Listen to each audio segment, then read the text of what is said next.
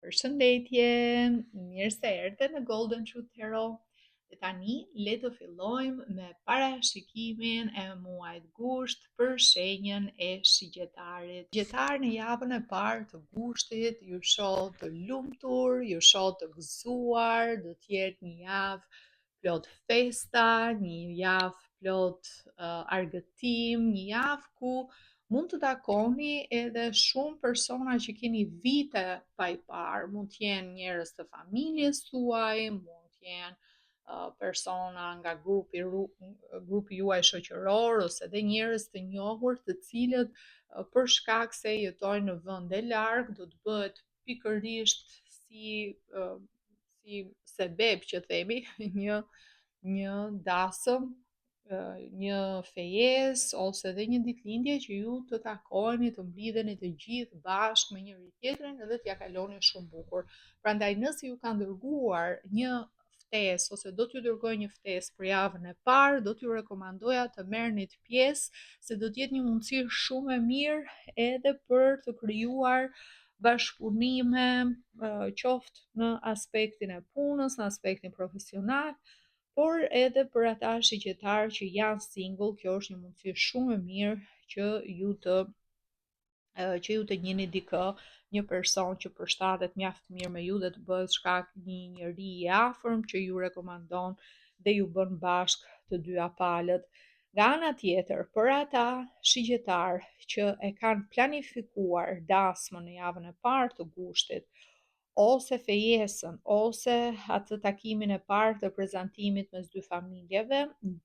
do t'ja kaloni shumë bukur. Shikoj që të dyja palët nga ana e të dyja familjeve do të ketë mirëkuptim, do të merrni bekimin si çift, do të merrni bekimin e të dyja familjeve. Shikoj si një kohë mjaft të bukur edhe një kohë mjaft pozitive për ju. Vetë sezoni i Luanit është një sezon, është një energji që ju favorizon si shigjetar që jeni. Dhe është mirë që po e merrni këtë iniciativë si vendim përpara eklipsit, sepse eklipsi është një kohë që nuk rekomandohet të marrësh vendime madhore, siç është pikërisht fejesa apo martesa për shkak të luhatjeve emocionale, ngarkesave, kështu që nëse është koha për ta organizuar diçka, është java e parë e gushtit për ju ta më e mirë, më e favorshme. Java e dytë do të sjellë disa sekrete, disa të fshehta, do t'i nxjerr në pa. Disa shigjetar kanë dashur edhe ta përshpejtojnë këtë pjesën e festës apo këtë pjesën e celebrimit, sepse ka diçka që po ndodh që ju nuk e keni ndarë akoma me të tjerët. Pra nuk i keni treguar akoma familjes, është një sekret që e mbani disa shigjetar. Mund të ta keni përshpejtuar situatën sepse dhe ky është një mesazh specifik, sigurisht nuk vlen për të gjithë, por sepse keni zbuluar që jeni shtatzan dhe doni që të ndodh pjesa e ta zyrtarizoni raportin ose edhe të bëni dasëm përpara se të zbulohet ose të dikush mund të dojë të pres, dikush do që t'i përshpejtoj gjërat sa më shumë që t'jetë e mundur, që ta mbaroj këtë pjesë përpara se të jepet lajmi i shtatzanisë. Për të tjerë mund të jetë edhe një vendim pak i nxituar, sepse mund të keni në plan që duke bërë dokumentat në mënyrën nga ana ligjore të keni mundësi të udhtoni bashkë drejt një vendi tjetër, pra shkaqet, arsyet mund të jenë të ndryshme për shigjetar të ndryshëm, por në javën e dytë, çfarëdo që ju po fshini, çfarëdo që ju e keni si sekret, çfarëdo që ju po mbani brenda vetes tuaj, njerëzit do fillojnë të bëjnë pyetje, do fillojnë t'ju ngacmojnë,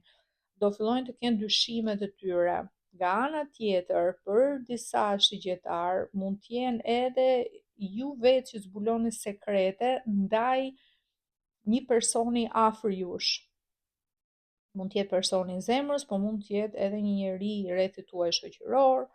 mund të jetë një person që ju është prezantuar ndoshta gjatë javës së parë, keni biseduar, ju ka bërë premtime, ju ka thënë shumë gjëra dhe kuptoni pastaj që ato gjëra, ai imazhi, fasada që ky person ka krijuar nuk është realiteti i tij ose i saj.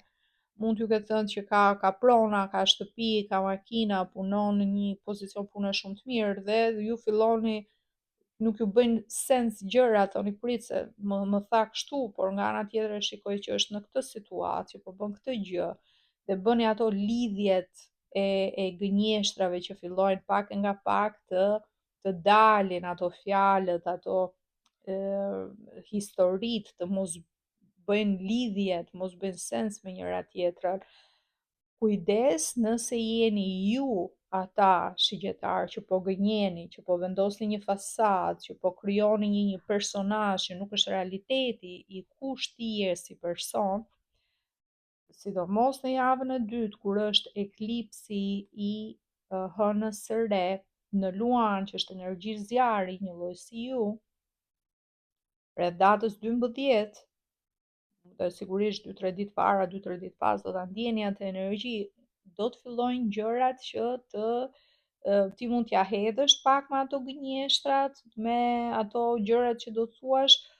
por njerëzit do fillojnë të nuhasin. Intuita është më e theksuar gjatë eklipseve dhe ti mund ta kalosh pak për një kohë, por të gjitha këto gjëra që ti po gënjen do të sjellin pasoja më vonë. Duhet kesh shumë kujdes çfarë bën gjatë eklipseve, se pasojat e atyre gjërave që ndodhin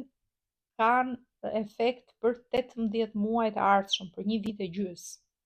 E njëjta gjë vlen edhe për personat që po të gënjejnë ty. Nëse dikush po përpiqet të bëjë një padrejtësi ndaj teje ose të gënjejë ty apo të përfitojë diçka prej teje,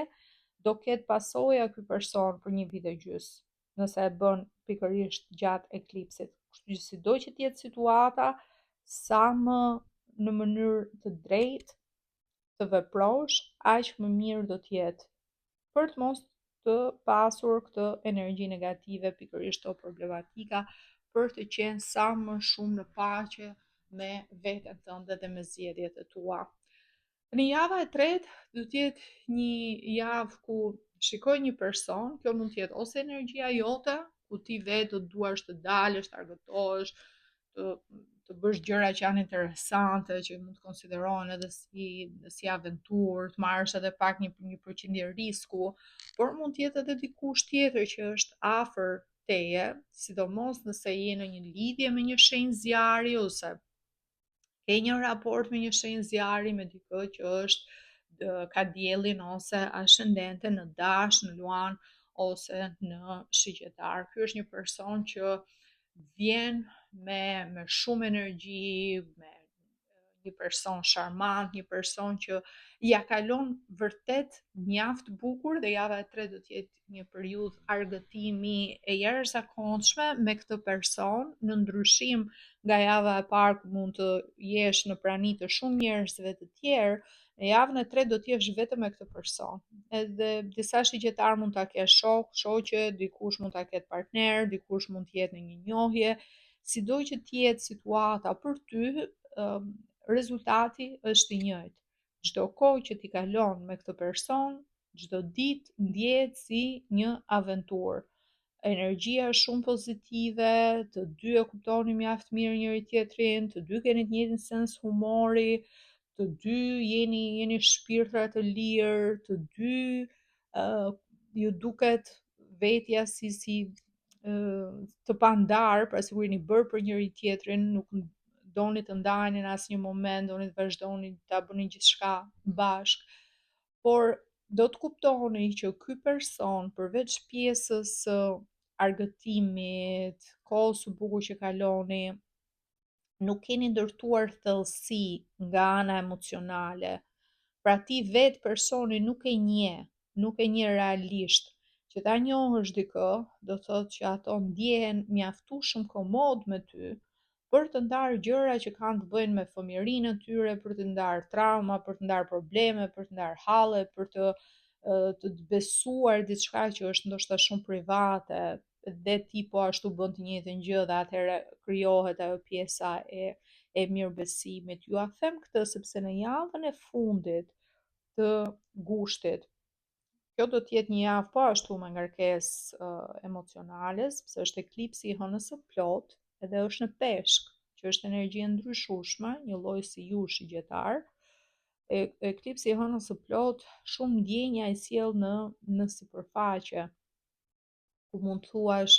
ok, unë jam mirë me këtë person, ja kalojmë shumë mirë, por a është ky person vërtet dashuria e madhe e jetës time? Apo është ky person vërtet një shok shumë i mirë, apo një shoqe shumë e mirë,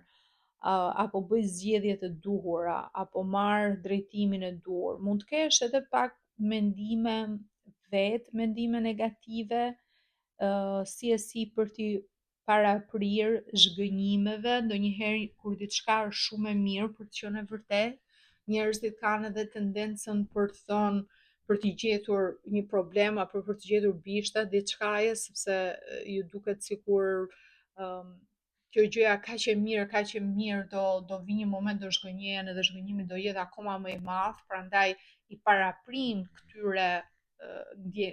ndjesive, se dhe nga orakulli mesazhi për ty më thot, mesazhi i shërimit më thot negativity. Pra duhet punosh pak me negativitetin tënd në radhë të parë, pra me mendimet negative që ti ke në kokën tënde, që të vinë her pas here, që ti thuash vetes, ok, gjithçka është mirë, gjithçka është ok, nuk kam arsye, nuk kam shkak pse të kem frikë, apo pse të kem pasiguri, apo pse të kem paranoja, mund të jenë edhe pak këto dyshimet e atyre sekreteve, atyre gjërave në javën e dytë që ju thash, që nuk i dini, por është kontrasti ndërmjet eklipsit hënës së re me eklipsin e hënës së plot. Pra ti e di që ka diçka që nuk shkon. Nuk e di saktësisht se çfarë është, po me ndjesinë tënde, me intuitën tënde thua, sikur ka një gjë që nuk më bind 100%, që nuk më lejon që të krijoj atë thellësinë emocionale me këtë person. Sikur mungon diçka. Dhe kjo do dal në një moment tjetër, çfarëdo qoftë situata, mund të mos jetë diçka serioze, mund të jetë diçka, njerëzit shpesh nuk duan të tregojnë gjëra që në fillim, edhe sepse duan të mbrojnë imazhin e tyre, nuk e din se sa do zgjasin pse të tregoj gjithçka që kam, kur kjo mund të jetë një gjë kalimtare. Pra shkaqet mund të jenë të ndryshme, por puno pak me negativitetin, puno pak me mendimet negative, me nëse dikush tjetër të fut në ide të tilla, në mendime të tilla, në strese të tilla, puno pak me këtë pjesë, largoj fjalët që nuk të pëlqejnë ose gjërat që nuk të pëlqejnë dhe përpiqu që ta shijosh sa më shumë, sepse për ty do të jetë një muaj i bukur, do të jetë një muaj i mbar, do të jetë një muaj me shumë energji, me shumë pasion dhe një muaj ku kryefjala do të jetë argëtimi, do të jetë një kohë e bukur, plot hare dhe gjëja kryesore për ty do të jetë të shijosh jetën në maksimum. Ok, shigjetari, falenderoj shumë që më ndoqët, nëse ju pëlqeu ky lexim, lutem më jepni një like, një koment, mos harroni të abonoheni, të bëni subscribe, që mos u mbisni videot e ardhshme, dhe nëse jeni të interesuar për një lexim privat me mua, mund të rezervoni online direkt nga linku i website-it tim në www.goldentruthtarot.com. Linkun e gjeni këtu poshtë tek video dhe tek përshkrimi. Ju falenderoj dhe bashkë do dëgjohemi në videot e ardhshme. Mirupafshim!